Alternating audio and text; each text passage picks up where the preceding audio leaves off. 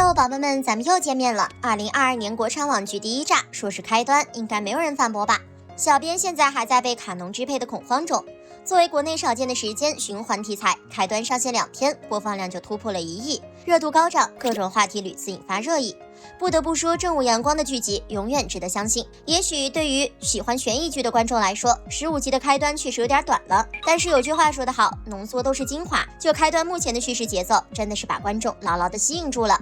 不仅仅是因为这部剧是正午阳光出品的，也不是因为这部剧演员阵容强大，归根到底是这部剧的剧本确实够硬。开端改编自晋江文学城祈祷君的同名小说，上线极受关注，是因为这部剧是国内少有的时间循环题材。电视剧的开始就是公交车和油罐车相撞产生爆炸的画面，这已经是女大学生李诗情的第5次循环了。这一次她也成功下车，还把年轻的游戏架构师肖鹤云也拉入到了故事之中。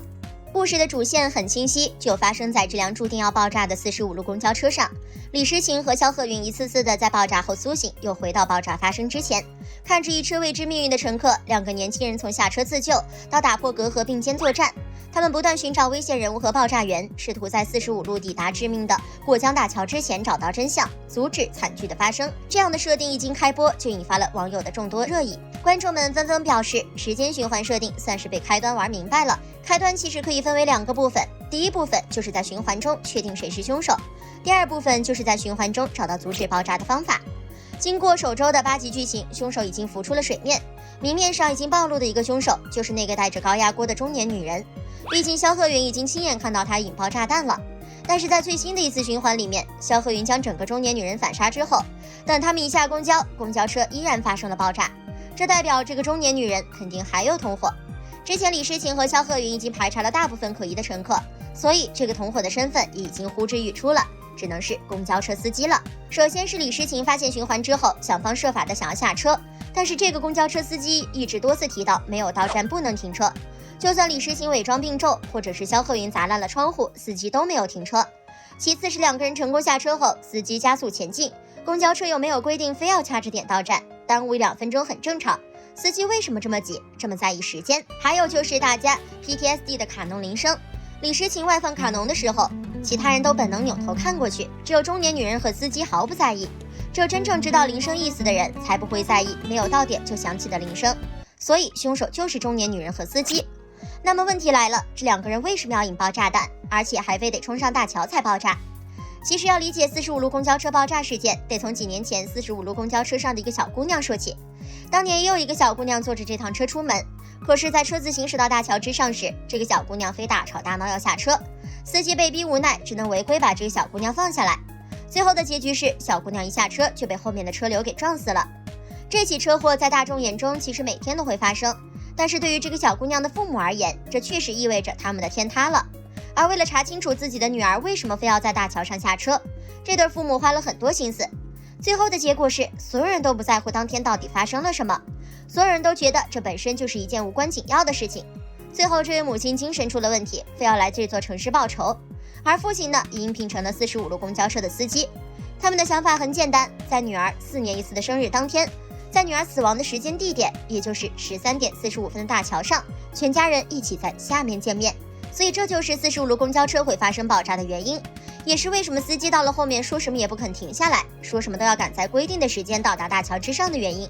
本身他们就是带着报仇的目的来的，只是他们寻仇的方式确实偏颇了一些，把自己女儿的死转嫁到一车人的头上，确实有点可怕。这也是女主为何第一个进入循环的原因。当年那个小姑娘也是本市的一个大学生，平时也爱坐这个45路公交车出门，所以这就是为什么这个司机一看到李诗情就对她特别亲切，就对她特别好的原因。甚至我们可以看出，中间明显有几次司机想要把女主放下去，比如赵今麦诬陷白敬亭是色狼的那次，其实司机已经发现时间来不及赶到大桥之上了，但是他还是把他们放下了车。这就是因为司机从女主身上发现了自己女儿的影子，他虽然已经想好了拉着一车人陪葬，但是他还是想放过这个和他女儿一样年纪的女儿。还有大家也发现了当初45路公交车上到底发生了什么，才让一个文静的女孩歇斯底里的要下车，要冲进车流。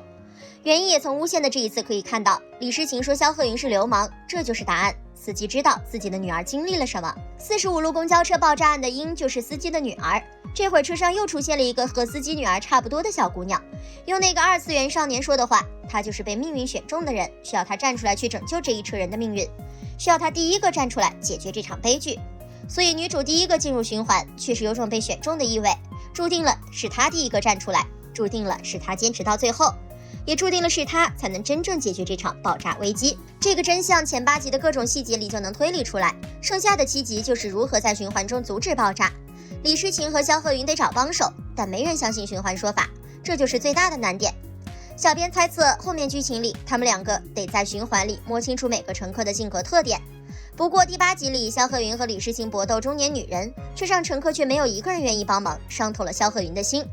所以这其实也是窥探人性的一部剧，这一车人每个人都有自己的故事，每个人都有自己的过往，而随着男主和女主一层层拨开迷雾，一层层揭开谜底，所有人性的阴暗面也好，黑暗面也好，才会慢慢的显现出来。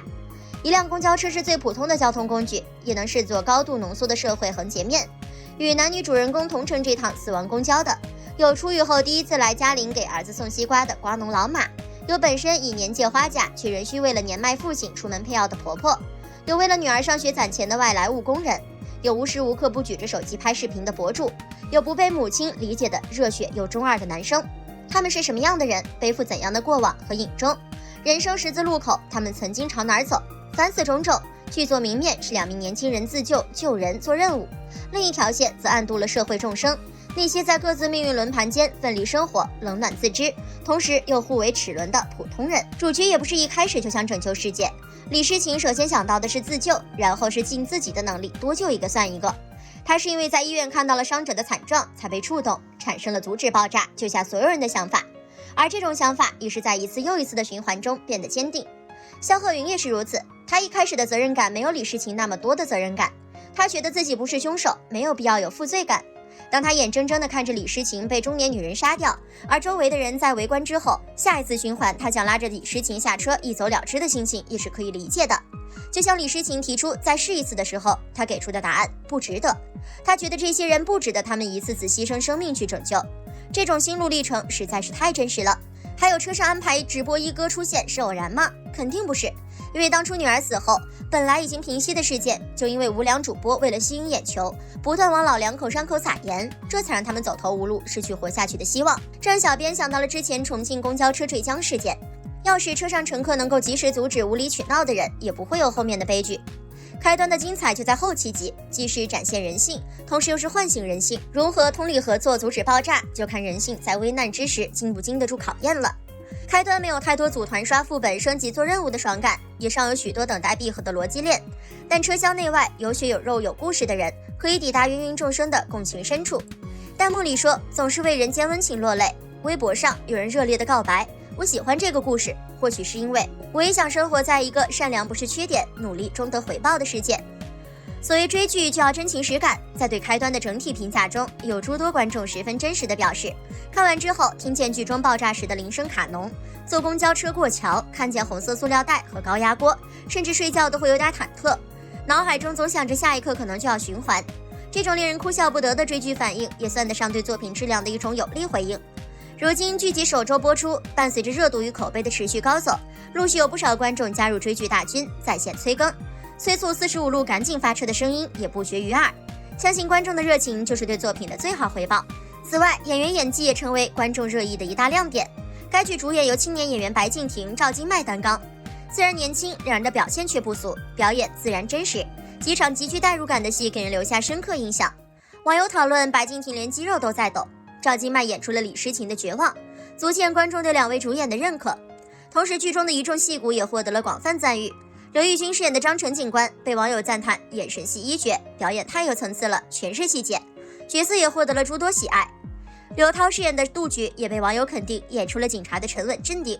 而刘丹饰演的陶映红更是被观众评价为留下阴影。最新剧集中，萧鹤云、李诗情与陶映红发生剧烈冲突，陶映红的眼神肃杀冷酷，动作干脆利落，十分骇人。不少人表示想起他的眼神我就汗毛直立，被他吓得不敢睡觉。